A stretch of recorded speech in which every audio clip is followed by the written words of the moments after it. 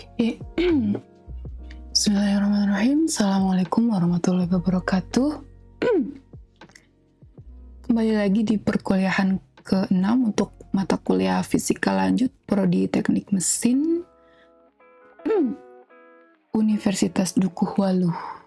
Dar ini. Oke, kita mau coba ngelanjutin materi perkuliahan ke-6 yang kemarin itu udah sampai, nggak salah, udah sampai kapasitor dan rangkaian kapasitor. Kemudian kita masuk ke kuliah ke-6 itu terkait rangkaian arus arah atau direct current gitu. Jadi arus listrik yang berjalan satu arah aja gitu. Nanti kedepannya akan dibahas terkait alternatif current, itu terkait arus bolak-balik, tapi nantilah kita satu-satu dulu. Let me show you my notes. This one. Jadi kita coba mulai aja ya untuk perkuliahan ke-6. Kali ini kita akan ngebahas terkait rangkaian arus arah atau direct current gitu. Nih rangkaian arus arah. Sebelum kita ke situ, kita perkenalan dulu atau mereview. Mungkin di SMA udah kenal terkait besaran-besaran untuk arus listrik yang searah. Itu ada arus, tegangan, dan hambatan. Jadi kalau didefinisikan arus listrik itu muatan listrik yang mengalir. Nah, muatan listrik yang mengalir itu kalau dalam ranah mikroskopiknya itu elektron yang bergerak gitu. Makanya arus itu si elektron nantinya akan bergerak melawan proton. Jadi di sini arus yang bergerak itu elektron yang bergerak ya. Nah, ininya mikroskopiknya. Kemudian kalau secara matematis, arus itu didefinisikan sebagai laju aliran muatan listrik. Artinya deki itu muatan listrik per waktu. Jadi ada laju deki rate arus listrik, laju aliran muatan listrik. Oke, untuk kasus yang sederhana, ketika ini rangkaian tertutup ya. Rangkaian tertutup artinya dia nggak ada dalam satu kabel gitu, nggak terputus saklarnya itu nyala gitu. Jadi kita punya baterai atau tegangan, kemudian kita kasih hambatan di sini komponen listrik lah. Misalkan di sini bisa lampu, bisa resistor. Namanya kalau komponen yang menghalangi arus namanya hambatan atau disimbolkan sebagai R, resistance, atau bisa resistor, bisa lampu, dan bisa kabel. Simbolnya itu kayak gini, gitu, kayak jantung. Oke, kemudian si hambatan ini atau resistor ini, hambatan, resistor, atau lampu disimbolkan sebagai R, itu fungsinya untuk menghambat nilai arus agar tidak terlalu besar si arusnya gitu. Kemudian hambatan juga ini bisa diwakilkan dengan kabel. Kalau misalkan kalian punya kabel itu kan memiliki luas penampang dan panjangnya atau L gitu. Kalau hambatannya berupa kabel, dia rumusnya itu akan bergantung pada hambatan jenis si kabel ini. Kabel konduktor ini biasanya berbeda-beda. Misalkan kalian punya tembaga ataupun aluminium ataupun besi, itu akan berbeda-beda hambatan jenisnya, bergantung pada bahan dari si konduktor. Secara matematis dirumuskan sebagai R itu sebagai rho kalikan L per A gitu. Itu untuk perumusannya. Jadi setelah kita tahu terkait hambatan, terus arus dan tegangan, kita hubungan antara tegangan, hambatan, dan resistor. Itu didefinisikan sebagai oleh hukum Ohm. Hukum Ohm ini semi empirik. Artinya dia nggak diturunkan terhadap besaran sesuatu, dia berdasarkan eksperimen. Jadi ketika si Ohm ini melakukan eksperimen, ternyata tegangan itu akan sebanding dengan arus dan hambatannya, gitu.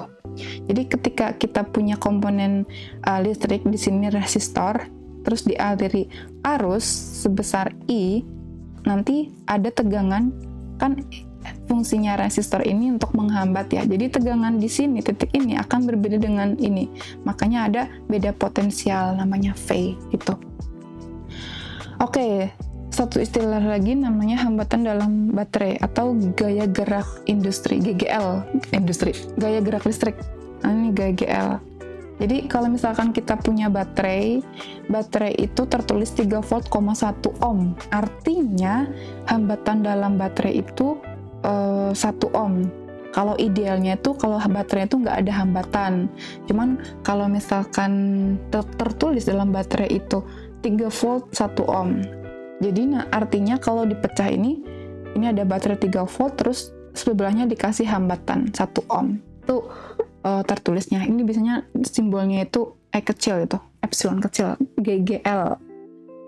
Itu.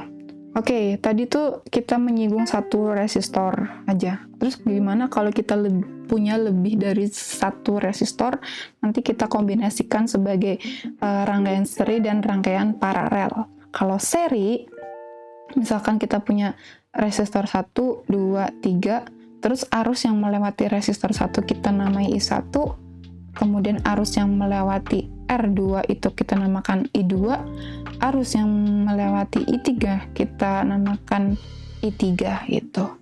Kemudian selain seri kita juga mengenal paralel. Ini akan berkebalikan dengan si rangkaian kapasitor seri dan paralel yang udah kita bahas kemarin.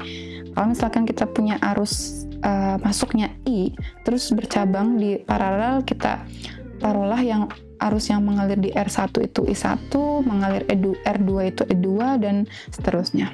Terus bagaimana hubungannya dengan I dan ininya, tegangannya? Tegangannya berarti kalau misalkan di rangkaian seri itu, kalau di rangkaian seri itu, R totalnya itu kebalikan dari si kapasitor. Kalau di kapasitor itu seper R total kan ya, kalau di seri. Tapi kalau di rangkaian arus arah itu R1 plus R2 plus R3 itu namanya R total. Kemudian arus yang mengalir di sini seluruh ini itu akan sama dengan I1, I2, I3 ataupun dan seterusnya. Tapi di sini bedanya tegangannya, ini kan sama I dan potensial itu akan sama di kapasitor. Kalau di seri itu I-nya yang sama, tegangannya yang beda. Tapi penjumlahan dari total tegangan itu akan sama dengan V1 plus V2 plus V3. Untuk paralelnya itu kebalikannya, seper R total itu seper R1 plus seper R2, ini umum lah ya. Dan tegangan yang di 3, tegangan di 2, tegangan di 1 itu akan sama dengan V gitu. Tapi di sini arus listriknya merupakan penjumlahan dari setiap cabangnya. Kemudian ada lagi ada namanya daya disipasi pada resistor. Nah, misalkan ya kita punya komponen resistor atau hambatan yang dialiri arus, kemudian nanti kan beda potensialnya akan berkurang dari sini tadinya besar, di sininya kecil gitu. Jadi ketika ada arus yang mengalir, maka ada energi yang hilang atau disipasi. Energi yang hilang ini yang hilang ini merah akan menjadi panas, energi panas. Kalau kalian ini ya kabel dialiri arus listrik, nanti kan lama-lama kabel itu kan panas ya. Itu energi disipasi, energi yang terbuang gitu akibat adanya aliran arus listrik gitu di hambatan. Kabel kan juga merupakan hambatan. Ini kalau daya disipasi sama ya kayak kemarin di kapasitor, P itu I kuadrat kali R atau V kuadrat per R atau V kali I. Kemudian hubungan kalau kita mengetahui daya, pasti kita mengetahui energi listrik. Kalau daya itu kan daya per waktu. Daya itu energi per waktu, P W. Jadi energi itu P dikalikan T, begitu. Untuk analisisnya kita coba aplikasikan ke rangkaian sederhana di sini. Rangkaian sederhana di sini berarti masih bisa diaplikasikan hukum Ohm lah ya kalau sederhana. Contoh, pada rangkaian listrik berikut tentukan arus listrik yang mengalir di setiap resistor dan daya disipasi di setiap resistornya. Nah, gambarnya tuh kayak gini. Kita punya, tadinya ini nggak ada coretannya ya. Kita punya ada baterai 10 volt, kemudian ada resistor 2,6 ohm. Ini resistornya susunannya seri paralel ya. Jadi ada cabang-cabang gitu. Sama pengerjaannya kayak pas di resistor, kita sederhanakan dulu antara seri dan seri, dia akan menjadi kayak gini, 4 plus 2 jadinya 6. Kemudian di sini 4 ohm, 6 sama 4 ohm. Kemudian kita sederhanakan lagi yang paralel menggunakan rumus ini menjadi 2,4 ohm gitu ya. Nah, setelah itu kita serikan ini tambah ini jadinya 5 ohm gitu. Oke, kita berarti fokus ke sini dulu. Jadi ada baterai 10 volt, kemudian ada hambatan 5 ohm.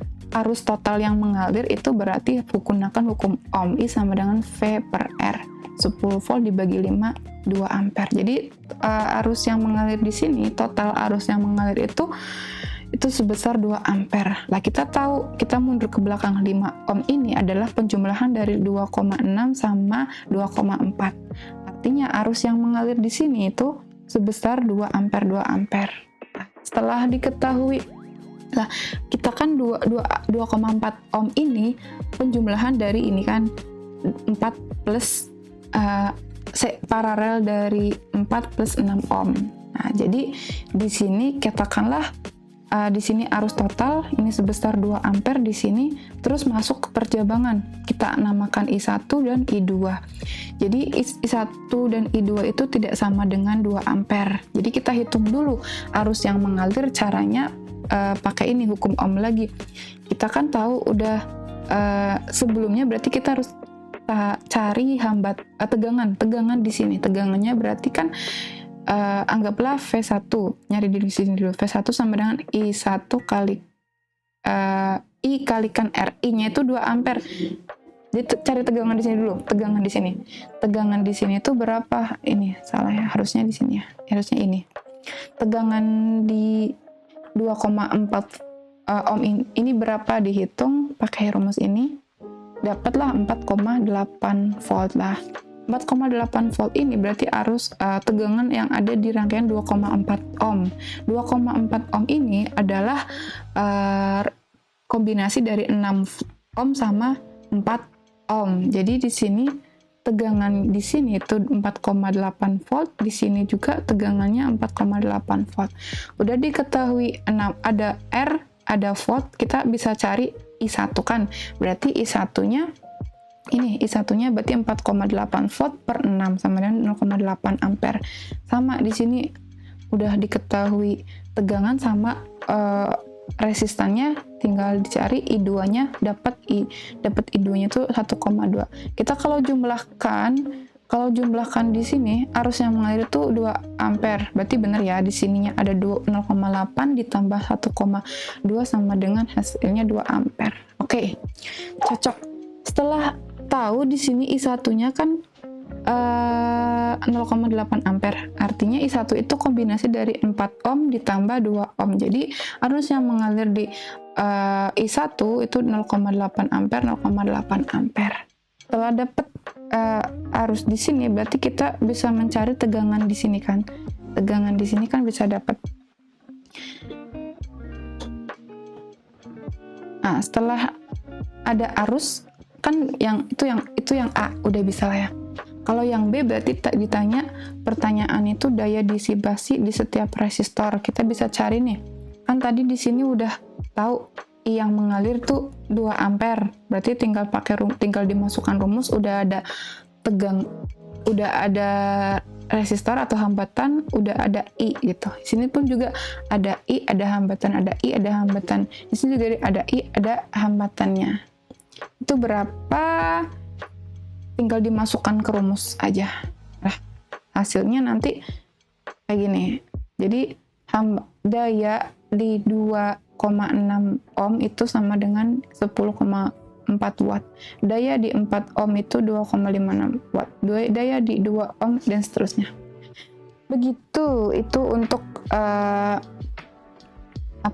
contoh soal yang ini untuk menentukan arus listrik yang mengalir di setiap resistor dan daya disipasi di setiap resistor.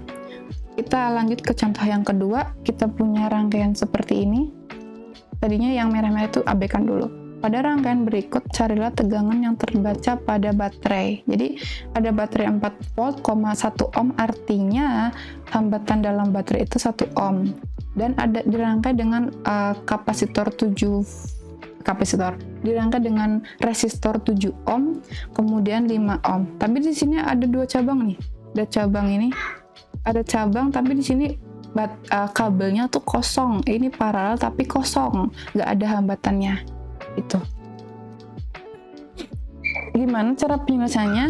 Artinya kalau ini kita pahami dulu. Misalkan ada baterai, berarti dia arusnya mengalir dari positif terus ke negatif gitu ya. Itu ya. Itu satu.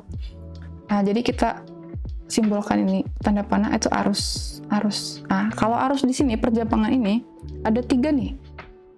Dari sini tuh bisa ke sini, bisa ke sini. Terus balik lagi keluar dari sini dapat. Kalau ada pilihan ada hambatan, terus tanpa hambatan, otomatis arusnya akan mengalir yang tidak ada hambatannya. Jadi dianggap si 5 ohm ini nggak ada gitu. Kenapa? Karena dia si listrik akan memilih tanpa hambatan. Kalau kita bisa berjalan tanpa hambatan, mengapa harus melalui hambatan gitu kan? Jadi bacanya itu ininya nggak ada gitu. Nggak ada arus yang mengalir di 5 ohm gitu. Karena ada pilihan yang kabel tanpa hambatan. Oke, jadi kita sederhanakan si 5 ohm ini kita buang. Jadi cuma rangkaian seri ya. Ada 7 ohm sama 1 ohm hambatan dalam. Setelah itu kita bisa carikan arus listriknya, berarti 4 volt per, ini kan seri 7 ohm ditambah 1 ohm, jadi 8 ohm. Jadi arus yang mengalir di rangkaian ini sebesar 0,5 ampere.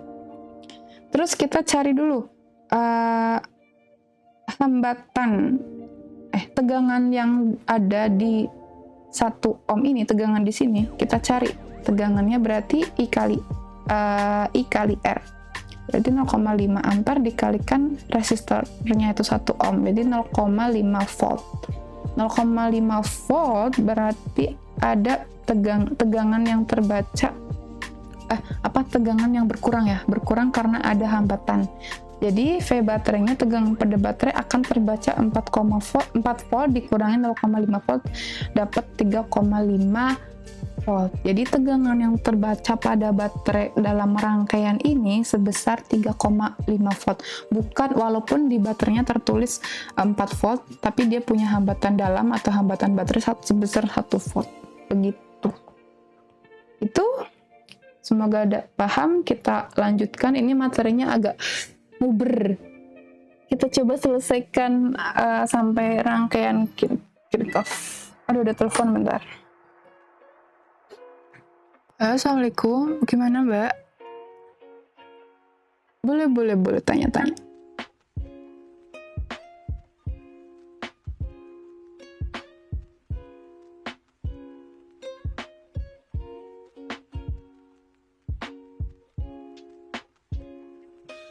Mm-mm.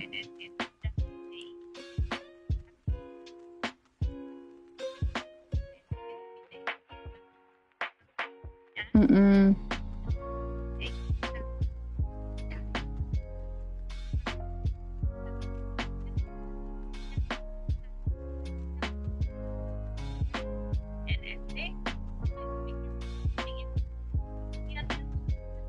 Yang di dekat Fermi, Mbak, yang di dekat Fermi levelnya, Mbak. Kalau kalau maksudnya kan nanti kan ditumpuk antara LDOS atom TI sama yang ada di BNNT gitu kan. Nanti lihat mana yang kurva mana yang paling dominan hibridisasinya, Mbak. Begitu. Kalau masalah energi Fermi deket Fermi atau enggak, kan itu melihat kekuatan bondingnya ya. Jadi kalau misalkan kalau semakin jauh dari si energi Fermi, semakin ke kiri kan artinya semakin ke kiri berarti dia semakin negatif, artinya bondingnya semakin kuat kan? Gitu nggak sih pemahaman?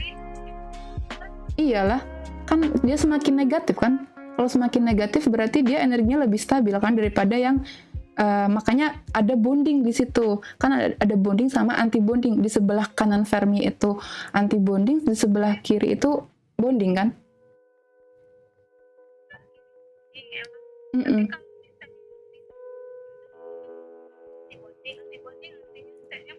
Iya, lumo kan? Keadaan lumo. Mm-mm. Terus iya betul. Terus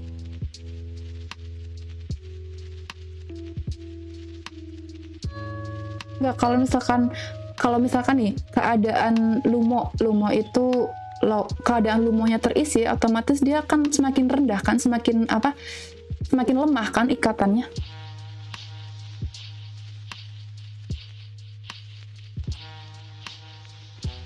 Ini aja deh, pahami yang atom hidrogen, yang hidrogen ketemu hidrogen jadi molekul hidrogen.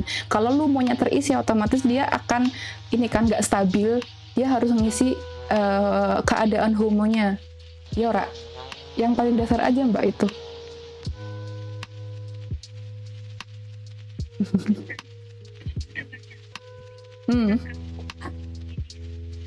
Uh,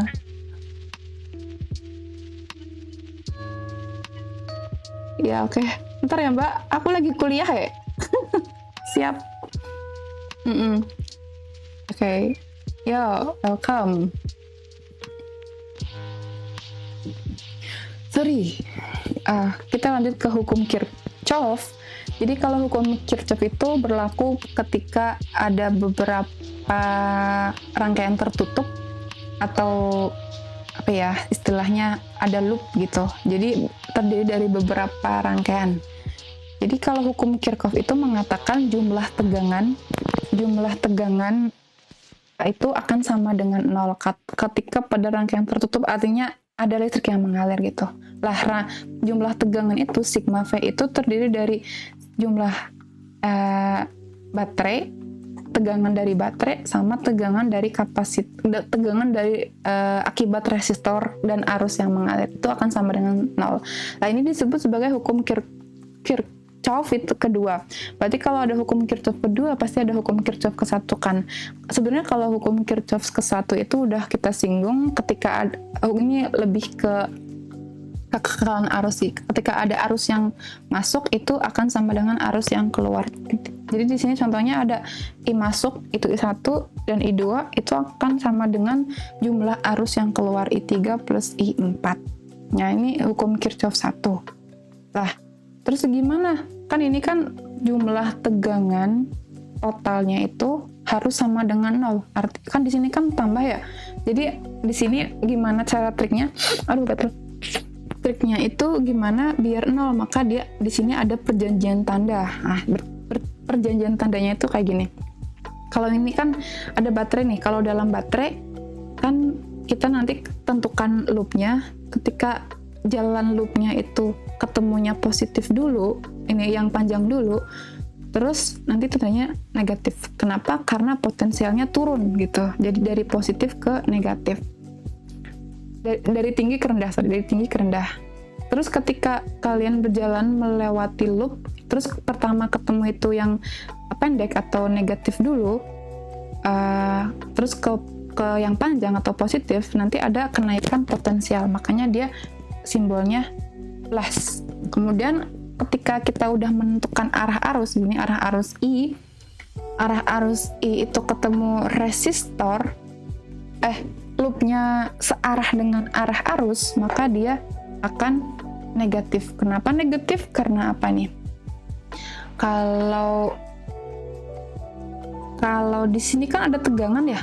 Kalau tegangan terus masuk ke resistor, otomatis pas keluarnya dia akan tegangannya lebih kecil ketika dia di sini kan. Di sini tuh lebih besar daripada di sini, makanya dia turun kalau searah dengan arus.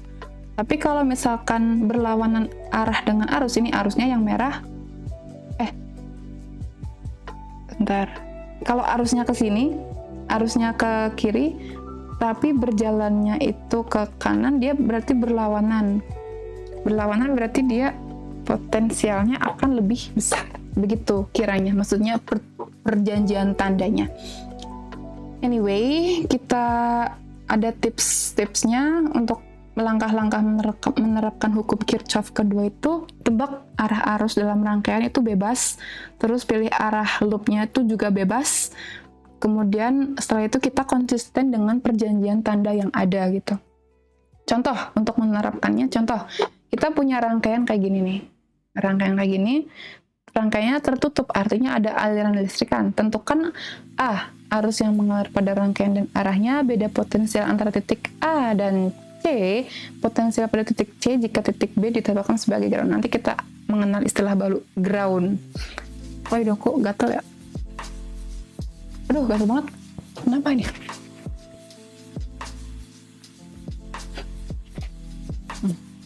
Oke, terus kita jawab. Kita coba dulu tentukan arah arusnya. Kita nggak salah ya, berjalan. Kita searah dengan jarum jam. Itu clockwise gitu. Istilahnya dari sini ke sini, di searah jarum jam. Jadi kita tentukan arah arusnya itu ke sini, ke sini, ke sini, muter lah ya, muter-muter gitu. Terus kita terapkan hukum Kirchhoff yang kedua, jumlah tegangan yang mengalir pada jumlah tegangan pada rangkaian tertutup itu akan sama dengan 0. Kita coba start dari titik A ya, titik A. Dari titik A kita berjalan, ini titik A berjalan ketemu 2 ohm. Ini searah dengan arus, berarti dia negatif. 2 kalikan I. Kan I yang mengalir di sini kan sama, nggak ada cabang soalnya jadi I. Terus dari 2i kita turun lagi ke sini, dari ketemu baterai dari negatif ke positif, dia akan bertanda positif, berarti 4 volt. Terus turun lagi, ini searah dengan arus maka dia negatif. Terus ini searah dengan arus juga dia akan negatif. Ini kan R kali I, ini volt kan, volt. Kemudian ketemu ini positif ke negatif baterai jadi negatif. Turun sih soalnya potensialnya, tambah ini dari negatif ke positif ditambah, itu sama dengan 0. Setelah kita rearrange dapat 10i sama dengan min i. Jadi kita dapat arusnya itu min 0,1 ampere. Nah, tanda min ini menyatakan bahwa loop kita itu kebalik arahnya ini. Ini bukan kayak gini. Jadi harus counterclockwise, artinya berlawanan dengan arah jarum jam. Berarti ini yang benar nih, arah arusnya itu harusnya ke sini ke bawah, bukan ke atas sini. Nah gitu. Jadi kita pakai yang ini ya. Oke, sampai situ udah pakai yang itu, berarti kita tentukan pertanyaan yang B apa? Beda potensial antara titik A dan C. Beda potensial antara titik A dan C. Kalau mencari beda potensial, kita bisa lakukan dua arah, bisa dari A, D, C, atau dari A, B, C gitu. Ini karena ada 2 bebas gitu, jadi kita coba yang A, D, C sama A, B, C gitu. Kita jalan dari titik A dulu ya. Di titik A kita punya tegangan A, VA ini di sini, A ketemu terus ke B, ada 7 volt dari positif ke negatif, jadi negatif. Terus berjalan lagi dari ketemu 12 volt tapi dia loopnya dari kecil ke besar, pendek ke panjang, jadi plus. Terus ketemu lagi 5 ohm, dia searah makanya dia negatif, searah arus. Terus sampai di titik itu akan sama dengan sampai di titik C gitu, VC. Jadi kalau beda potensial antara A dan C, maka ini pindah ruas ke sini, jadi VA min VC sama dengan ini 5i min 5, i-nya i total di rangkaian itu 0,1, jadi dapat 0,5 min 5. Jadi hasilnya negatif 4,5 volt. Negatif ini artinya tegangan di A lebih kecil dari tegangan di B. Minus artinya, negatif itu artinya itu. Itu kalau langkahnya dari A, B, C. Kemudian kita coba dari A, D, C gimana? Sama. Dari A, D, C berarti VA ini plus VA plus 2I, VA ke sini 2I, ketemu 4 volt, ketemu 3 volt, dan VC. Ini yang penting di sini tuh kita konsisten dengan, ya Allah kata banget, kita konsisten dengan si perjanjian tanda ini ya. Nah, sama nanti ketemunya negatif 4,5 volt. Lah, dari sini kita bisa simpulkan kalau mencari tegangan antara dua titik, kita bisa mencari dengan dua arah. Arah ke sini kah atau arah ke sini? Bebas. Yang kita biasanya mencari yang paling simpel. Artinya hambatannya itu sedikit. Misalkan kalau dari A sampai sini itu cuma ada satu resistor, nggak ada ini, berarti kita ambil yang jalan paling simpel aja. Dibanding ini ada 2, 3 gitu. Lebih riwah lah ya, intinya cari yang mudah dulu daripada yang sulit. Kok gatel banget sih? Ada apa ini? Alergi kah?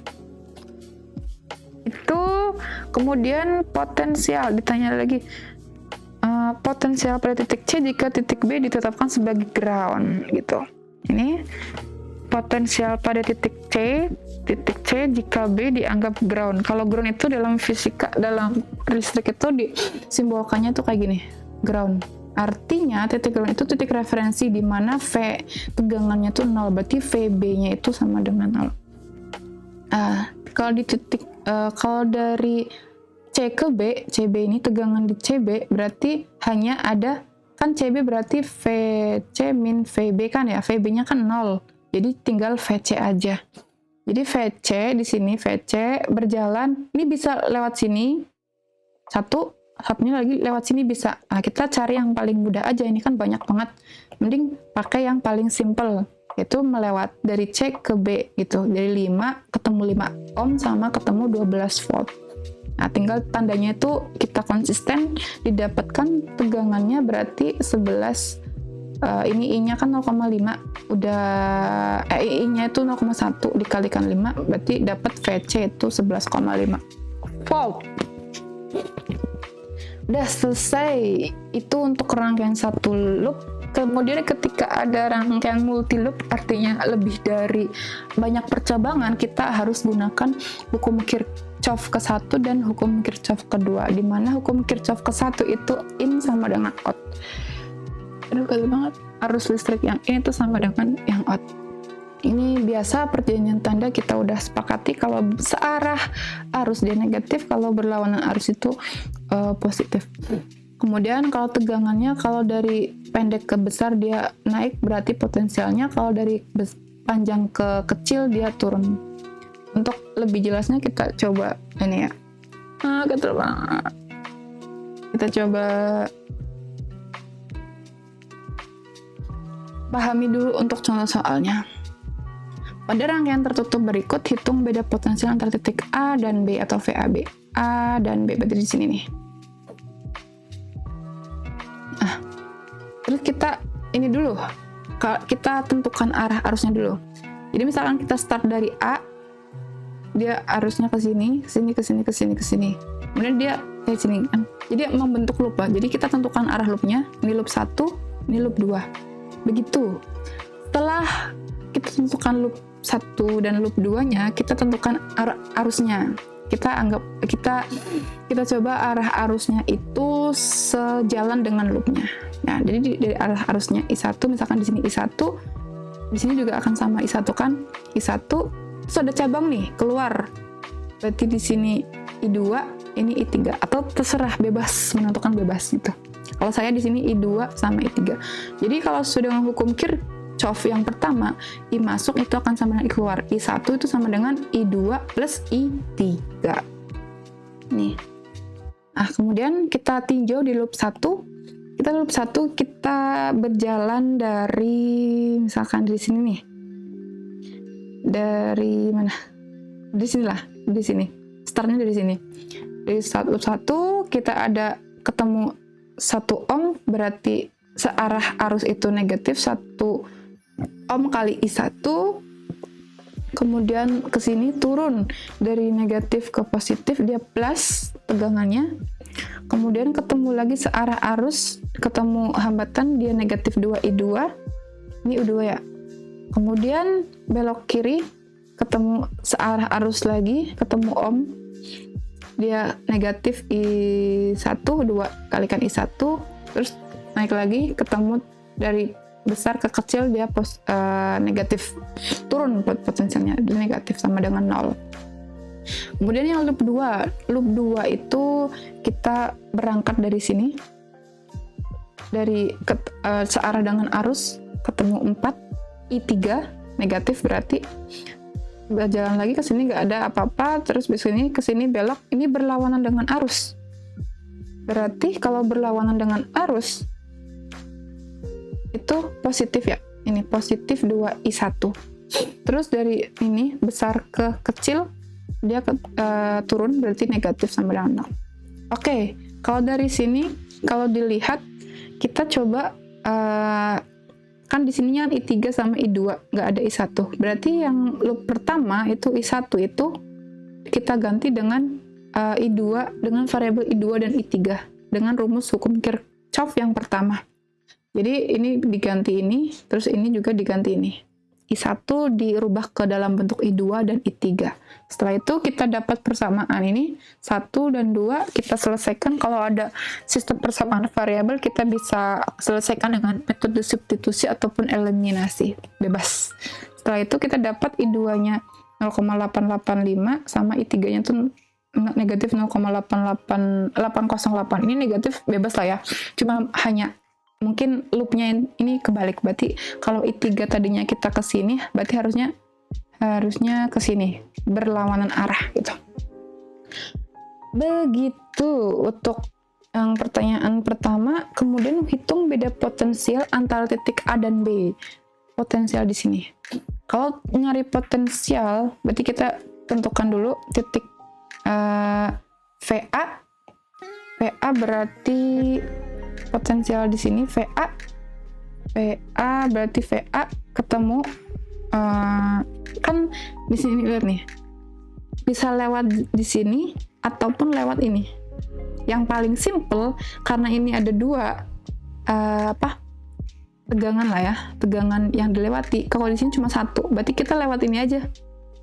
Nah, lewat dari A ke sini, bukan lewat ke sini. Gitu. Jadi kita lewat yang 4 ohm aja ya. Nah, itu berarti VA min, kalau berlawanan, kalau searah arus berarti negatif ya. VA min 4,3I sama dengan VB. Jadi VAB itu VA min VB sama dengan 4I3. I3-nya berapa? Udah diketahui, I3 0,808. Jadi ini negatif 3,232 volt. Artinya negatif itu berarti beda potensial di A itu lebih kecil daripada beda potensial di B. Begitu. Itu untuk contohnya.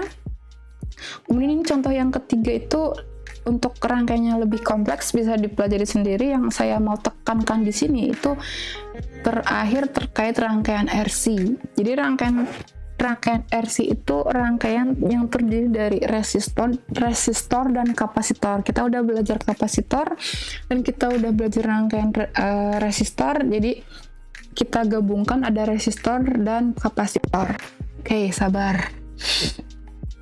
Rangkaian RC berarti rangkaian yang memuat resistor dan kapasitor gitu. Kalau rangkaian kapasitor kita berhubungan dengan pengisian dan pengosongan muatan kan kalau kapasitor itu fungsinya untuk menyimpan energi listrik atau muatan listrik gitu. Nah, di sini kita punya kalau dua proses ya, ada pengisian sama ada pengosongan atau charging kapasitor ataupun discharging kapasitor. Yang pertama kita proses pengisian dulu. Kalau kita misalkan punya kapasitor kosong berarti anggapannya berarti kapasitornya itu nggak ada muatan, artinya bisa dianggap sebagai kabel aja gitu. Terus kita kita gabungkan atau rangkai dengan baterai bertegangan E. Kemudian pasti kalau ada baterai dia ada arus yang mengalir. Kalau ada arus yang mengalir berarti dia mengisi kapasitor, kan namanya pengisian. Dan jadi kapasitornya awalnya kosong berarti tegangan di kapasitor itu akan sama dengan 0. Ketika ini dirangkai dengan baterai sampai berarti ini proses pengisiannya. Sampai kapan pengisiannya? Ketika V di kapasitor ini akan sama dengan V di tegangan ini. Namanya udah terisi penuh. Kalau udah terisi penuh berarti arus yang mengalir itu akan berhenti gitu. Jadi jadi arusnya akan berhenti ketika si tegangan di kapasitor itu akan sama dengan tegangan di baterai gitu. Otomatis kalau di sini gitu ya. Kalau di sini berarti tegangan dan arus akan berubah terhadap waktu gitu. Arus dan tegangan dalam kasus pengisian kapasitor akan berubah terhadap waktu. Gimana ini prosesnya? Sebenarnya ini bisa diturunkan ya rumusnya, cuman kita pakai rumus jadi aja. Jadi tegangan dia akan di 0 itu, kalau arus terhadap waktu, tegangan terhadap waktu itu gimana hubungannya? Itu hubungannya itu ini. Dia ketika 0 kan masih ada arus. Terus dia akan berhenti ketika udah si VC-nya terisi oleh baterai. Keadaannya sama dengan baterai. Nah, di sini V-nya tadinya keadaan kapasitornya kosong, kemudian diisi penuh sampai mendekati tegangan si baterai seiring dengan berjalannya waktu. Jadi kita bisa simpulkan ketika T-nya sama dengan 0, maka kapasitor dianggap sebagai kabel biasa gitu. Atau mau dicas itu kapasitor kan nggak bermuatan, jadi bisa dianggap sebagai kabel biasa. Terus ketika T-nya udah lama banget gitu ngisinya atau mendekati tahingga, itu disebut sebagai keadaan tune atau steady state. Nah, steady state itu berarti kapasitornya dianggap sebagai kabel putus. Kalau udah terisi penuh berarti nggak ada arus yang mengalir, artinya dianggapnya kapasitornya sebagai kabel putus begitu, atau karena I-nya 0 atau arusnya 0. Oke, itu yang proses pengisian. Kemudian ada proses pengosongan kapasitor. Kalau proses pengosongan kapasitor, kita udah punya tegangan awal nih, tegangan awal yang berisi muatan di kapasitor. Berarti VC awal 0 itu kan kalau ada ini tanpa baterai ya. Kalau ada muatan terus kita rangkai dengan ini, berarti otomatis ada arus yang mengalir ke hambatan. Kalau arus yang mengalir ada arus mengalir melalui hambatan, maka tadi ada daya disipasi atau energi yang terbuang menjadi energi panas. Otomatis muatannya nanti akan hilang menjadi energi panas kan. Jadi di sini dari VC, dari keadaan awal tegangan di kapasitor itu ada, kemudian sampai tegangannya tuh 0, artinya pengosongan. Kalau tegangannya 0, otomatis dia nggak ada arus yang gatel banget, nggak ada arus yang mengalir. Nah, itu representasinya tuh bisa dilihat di kurva ini bisa diturunkan, cuma panjang, jadi kita pakai rumus jadi aja.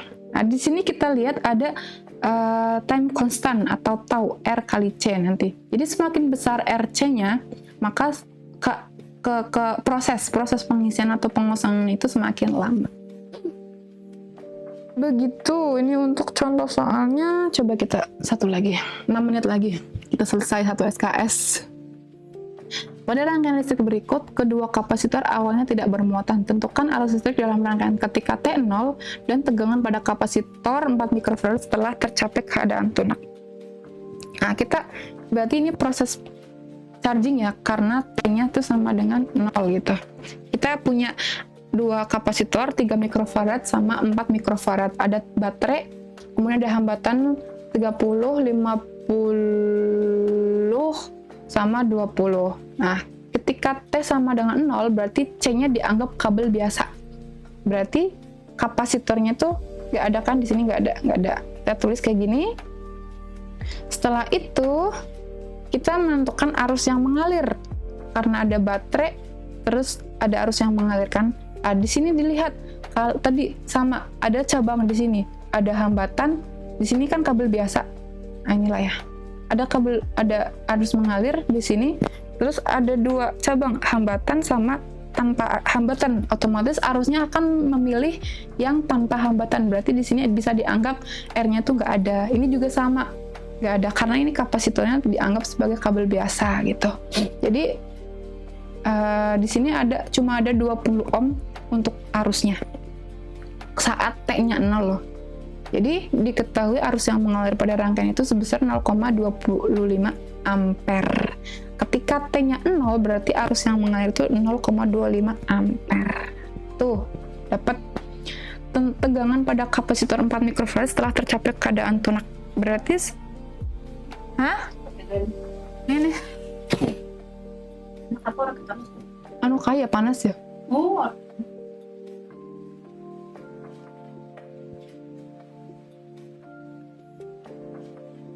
Jadi pertanyaan kedua, ketika keadaannya tunak berarti dia udah terisi kan? Terisi berarti C-nya itu dianggap sebagai kabel putus. Kalau keadaan tunak berarti C-nya dianggap sebagai kabel putus. Kita cari berarti kalau kabel putus berarti di sini nggak ada kan, kapasitornya nggak ada, di sini juga nggak ada. Jadi di sini ada 30 ohm, 50 ohm sama 20 ohm itu rangkaiannya seri ya. Seri. Jadi tinggal dijumlahkan hambatan totalnya itu sebesar 100 ohm. Jadi ketika ada 5 volt terus ada 100 ohm, dapatlah I-nya itu 0,05 ampere ketika keadaannya tunak. Nah, berarti di sini untuk mencari tegangan pada kapasitor 4 mikrofarad di sini, ini kan tadi ada 4 mikrofarad di sini C-nya.